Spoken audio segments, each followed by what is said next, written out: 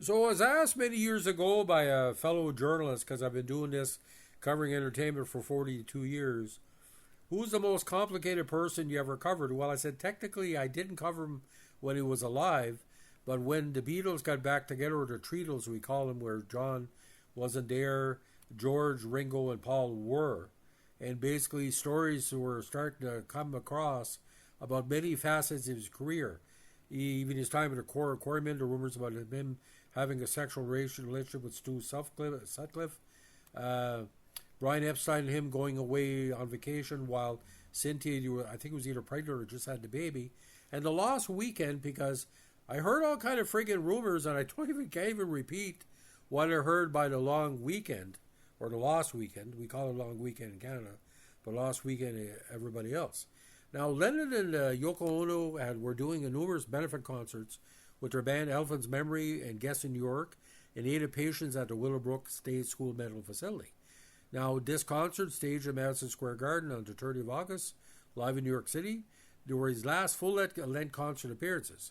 Now, after George McGovern lost the 72 presidential election to Richard Nixon by a double landslide, Lennon and Ono attended a post-election wake held in the New York home of activist Jerry Rubin.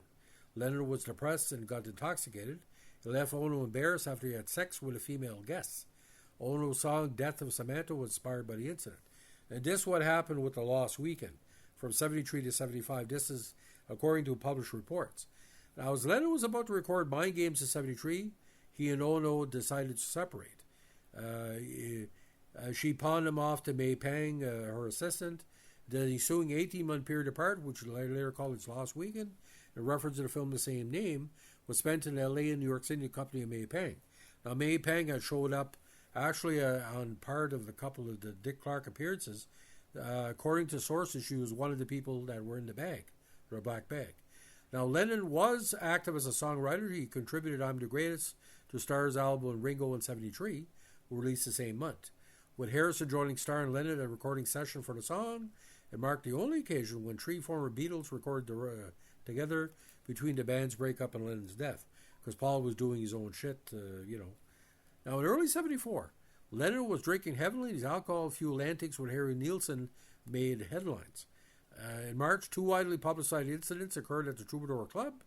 In the first incident, Lennon stuck an unused menstrual pad on his forehead and scuffled with a waitress. The second incident occurred 2 weeks later, when Lennon and Nilsson were ejected from the same club after heckling the Smothers Brothers. Lennon decided to produce Nilsson's album Pussycats, and Pang rented an LA beach house for all the musicians. After a month of further debauchery, the recording sessions were in chaos, and Lennon returned to New York with Pang to finish work on the album. In April, Lennon had produced the Mick Jagger song Too Many Cooks Spoil the Soup, which was, for contractual reasons, to remain unreleased for more than 30 years. Pang supplied a recording for its eventual inclusion on The Very Best of Mick Jagger. Now, there was rumors going around he was sleeping or had an affair with a very prominent North American-based singer.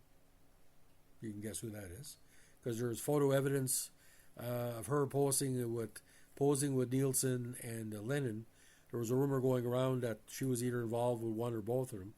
Don't want to get into it because my lawyer can't cover that money. Now, Lennon had settled back in New York when he recorded the album Walls and Bridges. Released in October 74, it included Whatever Gets You Through the Night, which featured Elton John on backing vocals and piano, and became Lennon's only single as a solo artist atop the Billboard Hot 100 chart during his lifetime. Now, Elton bet him. He said if he reached number one, he could join me on stage, and that's what he did. A second single from the album, Number 9 Dream, I think it was left over from the Beatles sessions, followed by before the end of the year. Starr's Goodnight Vienna in 74 again saw assistance from Lennon, who wrote the title track and played piano. Now, on 28th of November, Lennon made a surprise guest appearance at Elton John's Thanksgiving concert at MSG in fulfillment of his promise to join the singer at a live show if WGUTTN, a song whose commercial potential Lennon had doubted, reached number one. He performed the song along with Lucy in the Sky with Diamonds, which Elton John also covered, and I saw her standing there when he introduced the song by an old estranged fiancé of mine called Paul. Now, the first 2 weeks of January 75, he topped the Billboard Hot 100 single charts with his cover of Lucy in the Sky with Diamonds, featuring Lennon on guitar and backing vocals. Now, Lennon is credited on a single on the moniker of Dr. Winston O'Boogie. As January became February, Lennon and Ono reunited as Lennon and Bowie completed recording of their co-composition Fame, or David Bowie, which became the Thin White Duke's first U.S. #1, featuring guitar and backing vocals by Lennon. In February, Lennon released Rock and Roll 75, an album of cover songs, with the beautiful, what they call Astrid cover. Now, Stand By Me was taken from the album, the US and UK hit, became his first last single for 5 years.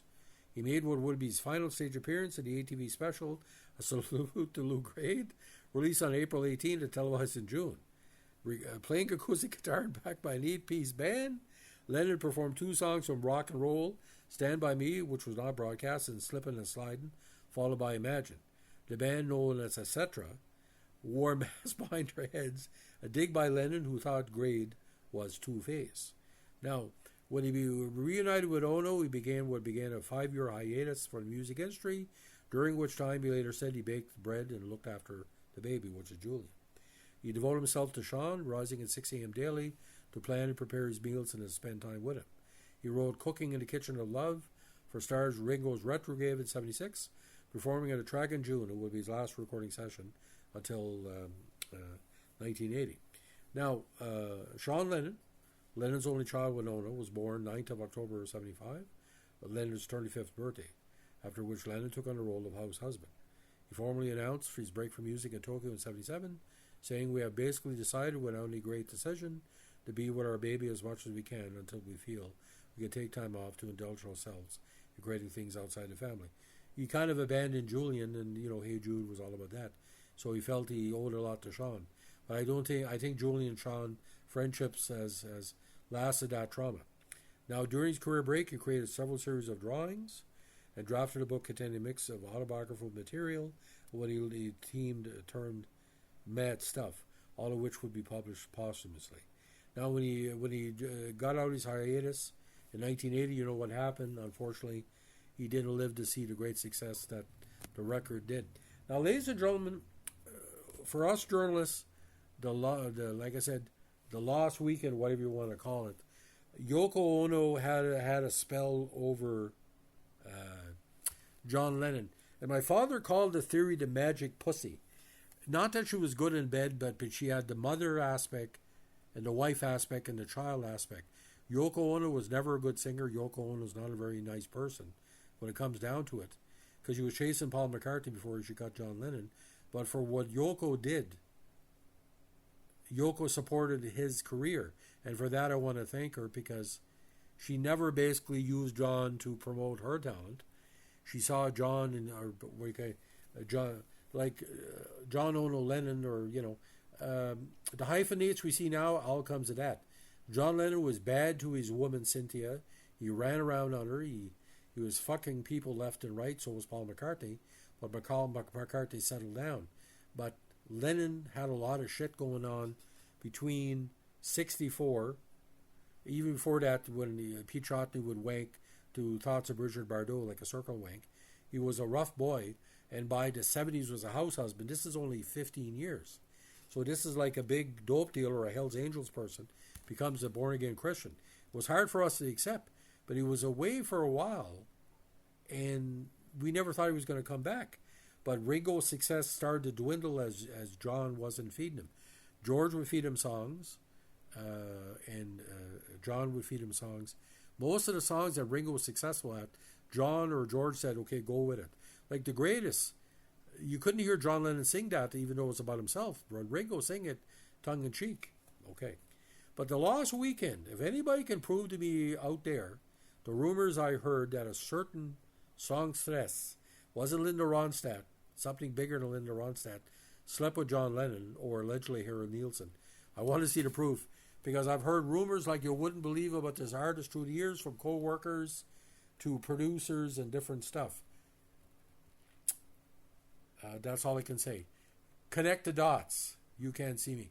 So if you like what you're doing with our Behind the Tracks podcast and this podcast on The Lost Weekend, give me your theory why Yoko told him to fuck off and basically took him back. Was she guilty, or was he guilty? We don't know. Like Trudeau said, he's famous pal of John Lennon. He said after Lennon arrived, wearing a Montreal Canadiens jersey with Yoko. We shouldn't have any business in the bedrooms of the nation. Whatever they do behind closed doors, but it was a fucked up time where he's coming to Canada and he's getting received. Like, I think John Lennon would have became Canadian. He should have, because, you know, we might still be alive. Isn't that a freaky thought? And ladies and gentlemen, if you like what you're doing here, give us a like, comment, subscribe, or share.